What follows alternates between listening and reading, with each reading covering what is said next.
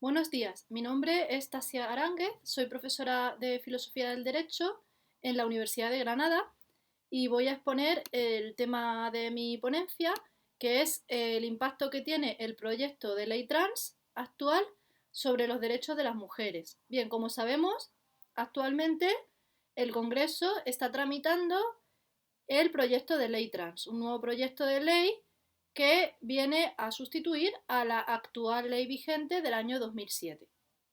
En primer lugar, hay que señalar que esta nueva ley no es una ley para defender los derechos de las personas transexuales, porque ya existe una ley de 2007 que tiene esa finalidad, sino que esta nueva ley, su contenido principal es permitir que cualquier persona cambie de sexo registral sin tener un informe médico que acredite que es transexual. Es decir, cualquier persona, aunque no sea transexual, puede cambiar de sexo, porque la ley se basa en que cualquier persona pueda ir a un registro civil y modificar su sexo mediante su mera declaración, sin presentar ningún tipo de prueba médica o psicológica que acredite su transexualidad. Bien, esta decisión legislativa impactaría gravemente contra los derechos de las mujeres. Por ejemplo, contra las mujeres deportistas, porque obviamente si cualquier hombre se puede autodeterminar mujer mediante su mera palabra, pues ese varón puede fraudulentamente ocupar la categoría femenina con intención de llevarse los podios y las medallas.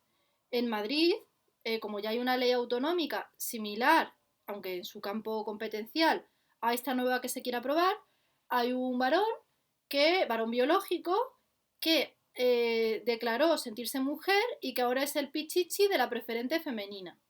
Entonces, antes estaba en tercera o en cuarta y ahora es el pichichi en la liga femenina, porque se ha declarado mujer y ni siquiera ha tenido que acceder a un cambio registral, porque en Madrid se considera en esa legislación que el deporte depende de que puedes participar en el deporte según tu sexo sentido declarado.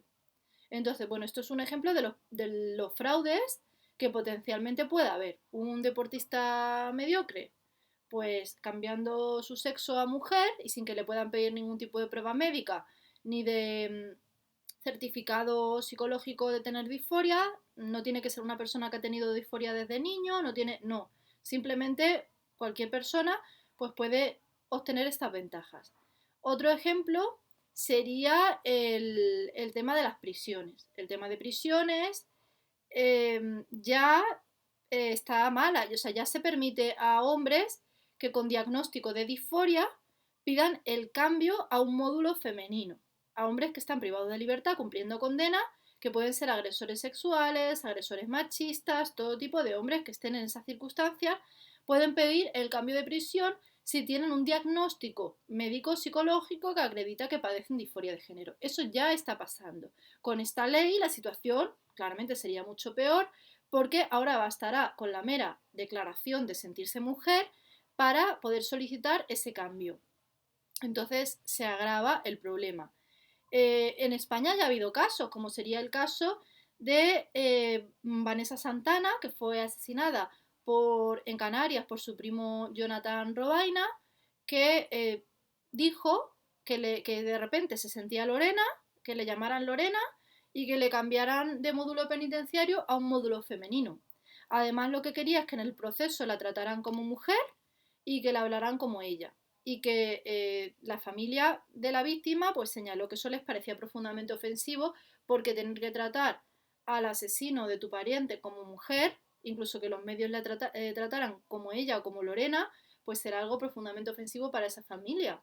Además de injusto, porque decían que nunca se había sentido mujer, que siempre había sido un hombre y que lo estaba haciendo para obtener beneficios penitenciarios, porque en una prisión femenina pues estaría más cómodo, correría también menos peligro, ¿no? Porque, bueno, siempre prefieren, y sobre todo porque si es un delincuente sexual o un delincuente violento, pues imaginemos la oportunidad para cometer más delitos que se le da colocándolo en una prisión donde solo hay mujeres, pues mujeres vulnerables que pueden ser violadas por estos individuos.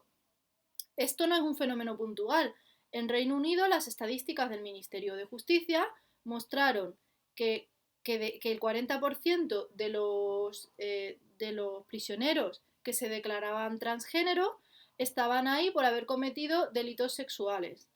Entonces, mientras que el porcentaje en la población masculina era muy inferior, no sé si del 20%, del 15%, mucho más baja. Sin embargo, entre la población y en la población de mujeres es que los delitos sexuales representan una cantidad muy, muy baja, no llega al 2% de las que están porque han cometido ese tipo de delitos.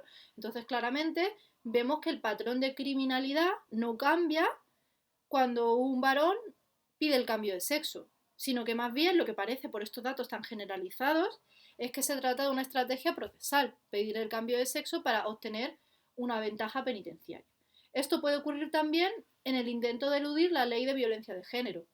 Es verdad que la nueva ley dispone de un artículo que prohíbe que si, por ejemplo, la persona cambia de sexo después de haber cometido un delito, aún así se la va a juzgar como hombre, ¿vale? Pero la ley no hace nada para impedir el caso opuesto, que un hombre que prevé que va a cometer un delito de violencia machista, primero cambia su sexo, luego comete el delito y entonces ese varón es juzgado como si fuera mujer. Y lo que es todavía peor, la víctima pierde sus derechos como víctima de violencia de género, que serían, por ejemplo, la aplicación del protocolo Biogen para ver en ese protocolo lo que se hace es valorar si esa mujer necesita una orden de protección, poder ir a una residencia para víctimas de violencia machista. Y, por ejemplo, esta mujer que ha sufrido bueno, hay un caso concreto, ¿no?, que ha salido hace pocas semanas, una mujer que le ha pasado esto, que su pareja la maltrató y luego cambió, bueno, fue al revés, cambió de sexo primero, ella no lo sabía, que había cambiado de sexo en el registro, cometió unas lesiones y delitos violentos contra ella y sexual, acoso sexual, y se considera jurídicamente un delito entre lesbianas, violencia entre lesbianas. Entonces ahora ella está encerrada en una habitación con su llave porque tiene mucho miedo y no puede ir a una residencia para víctimas de violencia machista. Esta víctima además pierde, por ejemplo, el derecho a tener una abogada de oficio especializada en violencia machista. Esta ley, bueno, es una ley que como permite el cambio de sexo sin ningún tipo de control, pues tiene todas las consecuencias que puedan imaginar, todas las consecuencias. Por ejemplo, la imposibilidad de hacer estadísticas veraces en esta materia de criminalidad, de saber cuántas mujeres están siendo agredidas en prisiones a causa de la aplicación de este tipo de normativa. ¿Por qué? Porque es imposible que sepamos cuántas mujeres se ven afectadas por cualquier problema, por ejemplo, por el deporte, o mujeres o cómo impacta este cambio de sexo por autodeterminación en las listas electorales, por ejemplo, en la paridad.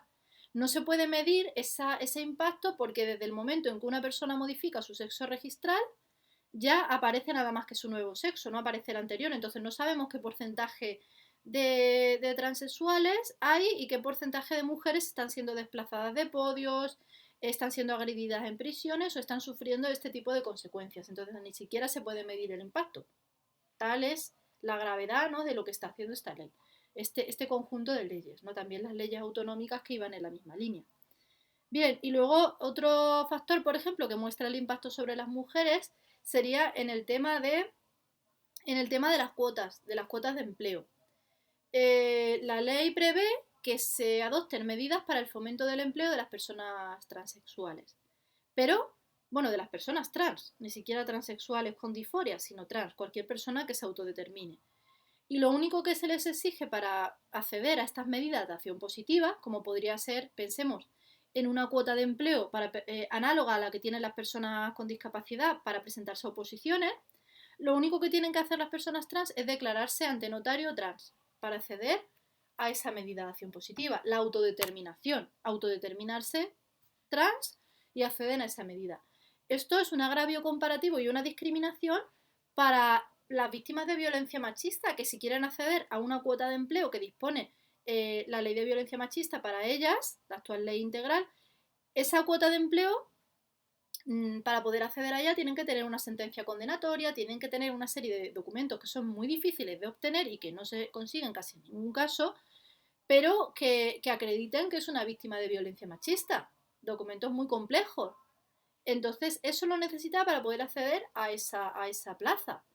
Y bueno, aparte de las mujeres, también nos encontramos con el agravio comparativo que supone estas medidas de acción positiva por autodeclaración para las personas con discapacidad, que para poder acceder a una cuota de empleo análoga a esa, las personas con discapacidad tienen que demostrar que son personas con discapacidad con multitud de informes médicos y un proceso que dura años para poder acreditar su situación de discapacidad.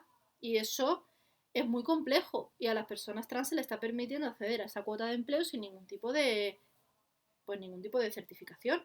Y también pues es un agravio comparativo, pensemos, para las personas que están en riesgo de exclusión social y que para acceder a una renta mínima tienen que, pues a un subsidio, una renta que se está dando ahora de inserción, estas personas tienen que pasar un auténtico laberinto probatorio con multitud de elementos, ¿no? Cuando al final solo un porcentaje muy pequeño de las personas que lo necesitan están pudiendo acceder a esas medidas de inserción por la dificultad que tiene la prueba. Sin embargo, a nadie se le ocurre en ninguno de estos sectores, ni víctimas de violencia machista, ni personas con discapacidad, ni las personas en riesgo de exclusión, que se le dé a cualquier persona mediante la mera autodeclaración.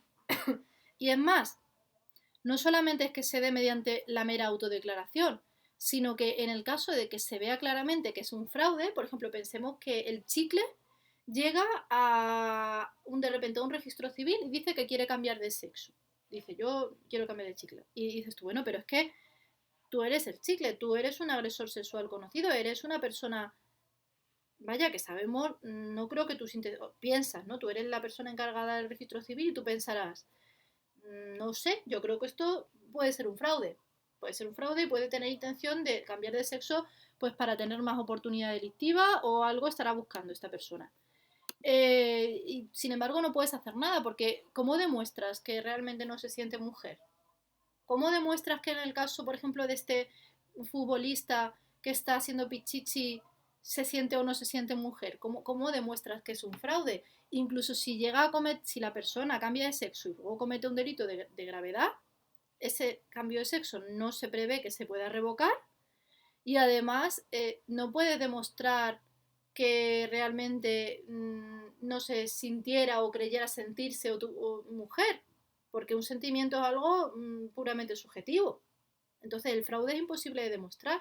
De modo que esta ley es una puerta abierta de par en par a que cualquier persona se declare mujer para obtener, cualquier varón, para obtener pues cualquier situación que le resulte beneficiosa. Situaciones que no nos olvidemos, todas esas situaciones en las que el ordenamiento jurídico trata de manera diferente al hombre y la mujer, se basan en algún argumento relacionado con el hecho de ser mujer y la discriminación que sufrimos. Pues, por ejemplo, la paridad se basa en que las mujeres hemos sido tradicionalmente excluidas de la política porque nos quedamos embarazadas, eso nos hace perder pues, años de empleo. Si hay alguna diferencia en materia de pensiones, pues se debe para compensar precisamente ese impacto de la maternidad. En el ámbito del deporte, pues porque mujeres y hombres somos diferentes físicamente y los hombres tienen una ventaja del 30% en todas las competiciones deportivas. Pensemos en unas cuotas, por ejemplo, de bombero, o sea, en unas oposiciones de bombero o de policía, pues se da la misma situación. Bueno, yo creo que con esto he conseguido, espero que se haya conseguido explicar por qué esta ley es negativa para los derechos de las mujeres. Muchas gracias por escucharme.